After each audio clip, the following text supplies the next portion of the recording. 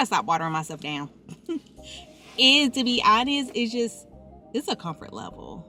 And you know something else I need to stop doing? Waiting for permission. I gotta stop watering myself down.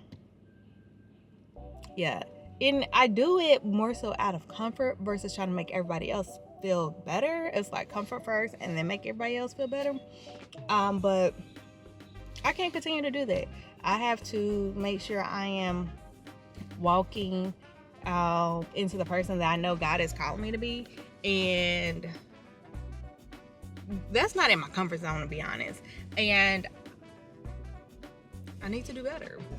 So I'm going to do better, and I'm making strides and efforts to do better. So doing better and walking into what I know God has called me to be, I need to do better, okay?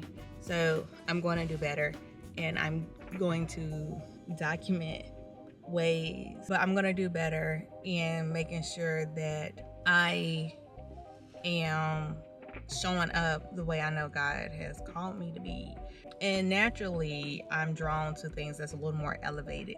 But I water myself down just because, like I said, it feels more comfortable. My goal is to start incorporating a more elevated casual look. The goal is to make sure I look a little kept. I don't look like I'm stressed. Okay, so when I talk about showing up, I do not mean just like how I show up physically. I am working on that, but also I mean how I'm showing up financially. How am I showing up with what God gave me to do on my heart? Like, one of my objectives is to buy a house in 2026. So you know what that means? That means I gotta get a lot more diligent and more intentional when it comes to my finances. Also, like, how am I showing up as a mother? What you just? What was that?